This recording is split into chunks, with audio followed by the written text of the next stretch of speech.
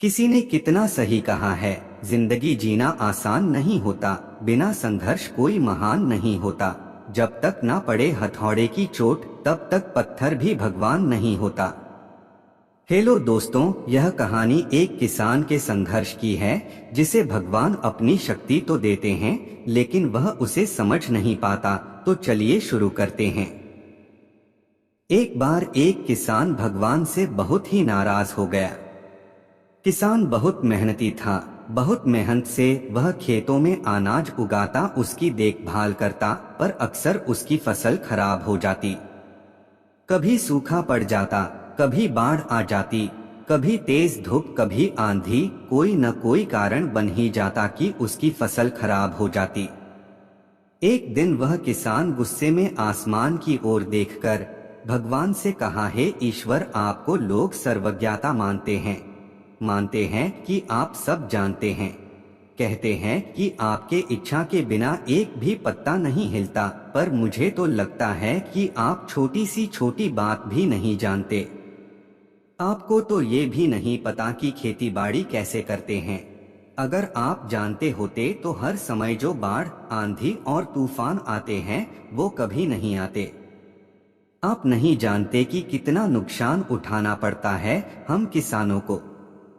यदि आप मेरे हाथ में यह शक्ति दे दे कि जैसा मैं चाहूँ वैसा मैं मौसम कर दूं, फिर आप देखना मैं अन्य के भंडार लगा दूंगा।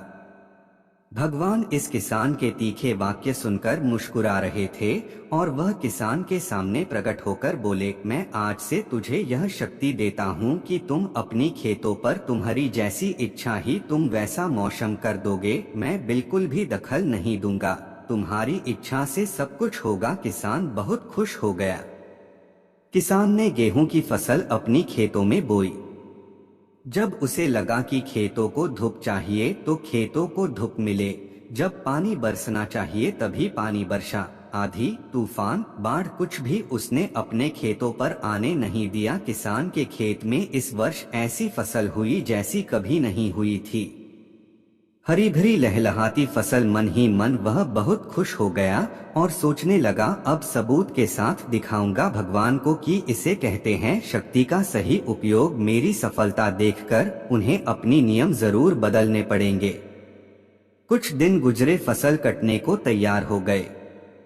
किसान बहुत उत्सुकता के साथ फसल को काटने लगा, पर जैसे ही उसकी नजर गेहूं की बालियों पर गया तो उसने अपना सिर पीट लिया और वह रोने चिल्लाने लगा। गेहूं की एक भी बाली के अंदर गेहूं का दाना नहीं था, सारी बालियां अंदर से खाली थी। किसान बहुत दुखी हो गया। उसने भगवान को रोते हुए फिर पुकारा, हे प्रभु, तुमने ये मेरे साथ क्या किया? क्या तुमने मुझे कोई सजा दी? भगवान बोले, पुत्र, ये तो होना ही था। तुमने पौधों को संघर्ष करने का मौका ही कहाँ दिया? ना तो तुमने उन्हें आंधियों से जूझने दिया, ना तेज बारिश से सहने दिया, और ना ही धूप में तपने दिया। एक भी चुनौती का सामना तुमने उन्हें नहीं करने दिया, इसीलिए सारे पौधे अंदर से खोखले रह गए। जब आंधी, तूफान, तेज बारिश और धूप पड़ती है, तभी ये पौधा अपने अस्तित्व को बचाने के लिए संघर्ष करते हैं, और इसी संघर्ष से एक बल पैदा होता है जिसमें शक्ति होती है, ऊर्जा होती है। और यही ऊर्जा पूर्ति तेरे गेहूं के दानों की तरह जो नहीं फूटी। तूने उन्हें कठिन परिस्थितियों से गुजरने ही नहीं दिया जहां उनके अस्तित्व का जन्म होता। सारे बालियां इसीलिए खाली है, इसमें एक भी गेहूं का दाना इसलिए नहीं है क्योंकि तुमने अपने पौधों को संघर्ष कराया ही नहीं।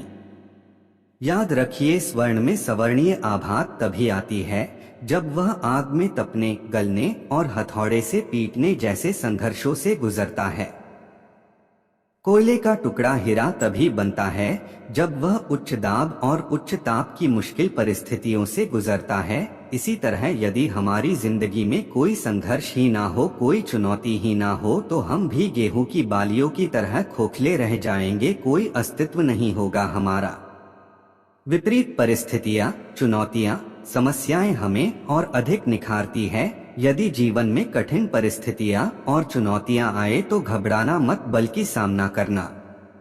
विश्वास करना कि आप और अधिक निखर जाओगे और अधिक मजबूत बन जाओगे।